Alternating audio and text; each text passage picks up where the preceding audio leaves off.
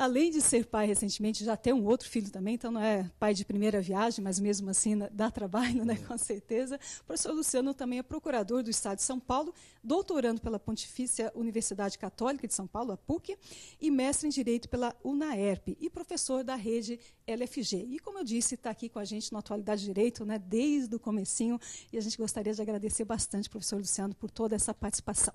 Bom, deixo vocês agora, então, com o professor Luciano, com o tema Sistema dos Juizados Especiais, muitas novidades, né, algumas questões muito interessantes em relação a esse tema, e digo para vocês, aproveitem bastante a nossa semana, temos uma programação bastante extensa, ou seja, bastante fôlego aí, mas com certeza muito agradável para todos vocês, com muita informação, com muita participação e desejo sorte aí também no sorteio do livro, espero, né? É pena que a gente não pode sortear para todos, mas a gente tentou trazer o máximo possível de livros aqui para serem sorteados, para que as chances, então, possam ser aumentadas para cada um de vocês, tá bom? Então, uma boa semana jurídica, eu volto à noite aqui para falar um pouquinho com vocês, mas uma boa semana jurídica, aproveitem bastante, boa sorte, professor Luciano, muito obrigada, e agora sim, a palavra e a sua palestra. Muito obrigado, professora Alice. Obrigado pela apresentação. É sempre um prazer falar aqui, principalmente do seu lado, né?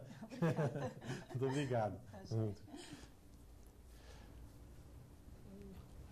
Pois bem, pessoal, tudo bem? É um prazer aqui, renovo essa honra de nossa parte, estar aqui no Atualidades do Direito, sempre participando com a professora Alice, o professor Luiz Flávio, o professor Ivan, né, de temas aqui polêmicos ligados ao direito da criança e do adolescente, ligados também aos juizados especiais, né, que é esse sistema dos juizados especiais que me é muito caro, né, é um tema que eu tenho aqui muito carinho, porque eu já trabalho com isso há um certo tempo e sempre aí nos dedicamos a estudar essa lei 9.099, a lei dos juizados especiais federais e agora, recentíssima, né, a lei 12.153 de 2009, que trata dos juizados especiais da Fazenda Pública, mas que agora, nesse momento, nós temos aí uma atuação mais enfática, né? Nós temos uma atuação agora cada vez mais aí preponderante desses juizados especiais da Fazenda Pública, a Lei 12.153 de 2009,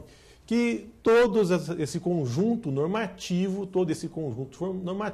forma aí esse sistema. Então nós temos hoje nós falamos não do juizado especial cível, né, como um conjunto de regras, mas sim temos que inserir esse sistema, ou esse juizado especial civil em um sistema coexistencial, nas palavras do professor Dinamarco, né? Um sistema coexistencial, ele existe aqui paralelamente como um procedimento célere, que é regido por princípios que lhe são próprios, princípio da celeridade, princípio da informalidade, princípios, entre outros, que levam o quê? Que levam à facilitação do acesso à ordem jurídica justa.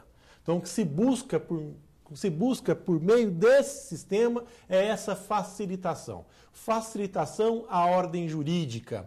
E, para isso, a Lei 12.153, que trata dos juizados especiais da Fazenda Pública, é importantíssima.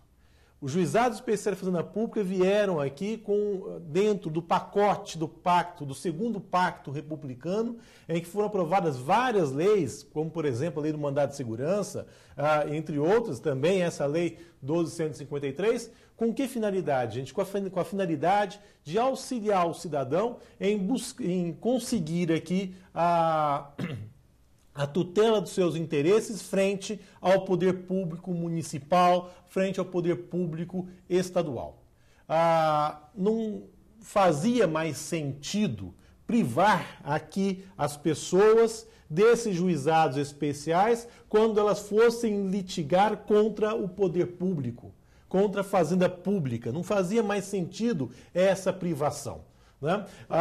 Isso exige do profissional do direito, tanto do juiz quanto do advogado, saber, ter conhecimento, que estudar essas regras ligadas a esse sistema dos juizados especiais. Principalmente porque a competência dos juizados especiais da Fazenda Pública é absoluta. A parte não pode escolher se a demanda dela vai ser processada ou não nos juizados especiais da Fazenda Pública. É obrigatória. A demanda, de forma obrigatória, será processada perante esses juizados. E isso faz aqui com que essa demanda tenha um trâmite mais célere, exigindo-se do profissional aqui um pouco mais de atenção. Por exemplo, aqueles que advogam em prol das fazendas públicas, como eu, né, temos que ficar atentos ao quê? À inexistência de prazos diferenciados para as pessoas jurídicas de direito público. Então, nós não temos um prazo em dobro para interpor recurso inominado. Temos o prazo simples, 10 dias. Estávamos acostumados com os nossos prazos em dobro para poder interpor os nossos recursos, com fundamento no 188 do CPC, de modo que nós tínhamos 30 dias para poder apelar. Hoje nós temos 10 dias para poder interpor o nosso recurso nominado nos juizados especiais. Veja só, a necessidade de adaptação. A necessidade de adaptação a partir da necessidade de conhecimento dos enunciados do FONAGE. O que é o FONAGE? É o Fórum Nacional dos Juizados Especiais. Fórum Nacional dos Juizados Especiais, FONAGE. Importantíssimo, gente, termos acesso ao FONAGE. E até no material NET do nosso livro, eu disponibilizei uma relação dos enunciados do FONAGE por ordem de matéria. Então, por exemplo, temos lá competência. Quais são os enunciados do FONAGE que dizem respeito à competência, que dizem respeito a litisconsórcio, a recursos e assim por diante. Então, tudo isso devidamente separado lá. Por isso é muito importante que nós tenhamos acesso a esses enunciados. E mais ainda, e eu separei alguns julgados aqui para a gente poder discutir, para a gente poder aqui trazer e atualizar os senhores, relacionados aqui ao sistema recursal, ao sistema de impugnação das decisões judiciais proferidas nos juizados especiais. Muito bem. Esse recurso inominado, ele deve ser interposto no prazo de 10 dias. E vocês sabem muito bem que esse recurso inominado, ele deve ser julgado por uma turma recursal. Muito bem. Essa turma recursal é composta por juízes e não por desembargadores. Nós temos juízes que atuam nos próprios juizados especiais. Perfeito? Muito bem. Esses juízes que atuam nos juizados especiais vão julgar esse recurso inominado e, a partir daí, nós temos a pergunta: qual ou quais os recursos que podem ser interpostos dessa decisão colegiada proferida aqui pela turma recursal? E aí, meus caros, nós temos que fazer uma diferenciação. Porque se nós tivermos os juizados especiais federais, nós temos uma regulamentação, nós temos uma linha de meios de impugnação. Se nós estivermos diante dos juizados especiais cíveis ou juizados especiais da Fazenda Pública, nós temos aqui uma outra linha de análise, uma outra linha de meios de impugnação. E vamos aqui ficar no particular desses juizados especiais cíveis ou dos juizados especiais da Fazenda Pública. Que pelo seguinte, vocês sabem muito bem que para a interposição do recurso extraordinário, nós precisamos estar diante de uma decisão proferida em última ou única instância, certo? Em última ou única instância, e, além disso, preencher os requisitos, repercussão geral e etc. Para a interposição do recurso especial, de outro lado, eu já tenho o quê? Eu só tenho que ter uma decisão proferida por um tribunal. E a turma recursal não é um tribunal. Então, não é cabível o recurso especial da decisão proferida no âmbito das turmas recursais, mas é cabível a interposição do recurso extraordinário. E esse recurso extraordinário, ele será, em primeiro lugar, processado, recebido pelo próprio presidente da turma recursal. Pelo próprio presidente da turma recursal. Perfeito? Muito bem. Se não é cabível o recurso especial, está faltando que um órgão jurisdicional uniformizador de jurisprudência. Né? Um órgão jurisdicional que seja uniformizador de jurisprudência. Então, ficou esse vácuo jurídico, identificado pelo próprio Supremo Tribunal Federal. E em uma decisão inovadora, o Supremo Tribunal Federal decidiu, após reconhecer esse vácuo jurídico, que o STJ deveria sim unificar essa jurisprudência. De que forma, gente? Por meio da reclamação.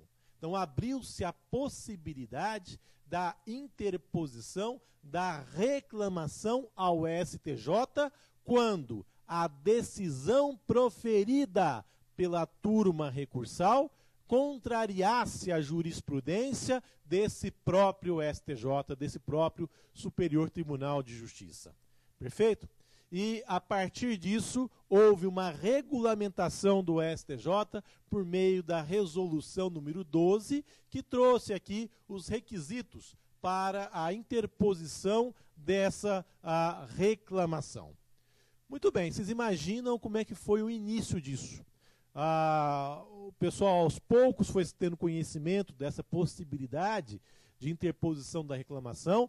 Isso aqui aumentou consideravelmente com o passar do tempo o número de reclamações aqui ajuizadas, e de modo que o STJ hoje criou um outro sistema de filtro. Que sistema de filtro é esse?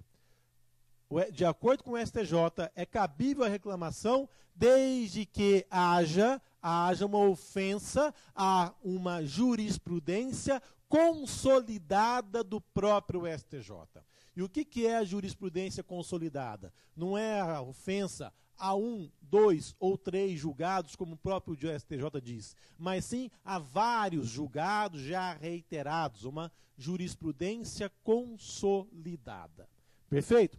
E como é que fica isso nos juizados especiais da Fazenda Pública? Como é que fica isso nos juizados especiais da Fazenda Pública? Aqueles previstos na Lei 12.153 de 2009. Porque lá nos juizados especiais da Fazenda Pública há a previsão, gente, das turmas de uniformização de jurisprudência. Turmas de uniformização de jurisprudência. Então nós teremos as turmas de uniformização de jurisprudência no âmbito dos estados. Cada estado vai ter as suas turmas de uniformização e, ao mesmo tempo, teremos também a turma nacional de uniformização. Veja que aqui nós temos algumas diferenças em relação aos juizados especiais federais. Tá? Temos aqui algumas diferenças. Tá bem? Nesse segundo bloco, no nosso segundo bloco, nós vamos aqui voltar para esse julgado e vamos aqui apontar as principais características desse incidente, porque ele ainda não pode ser utilizado. Até mais.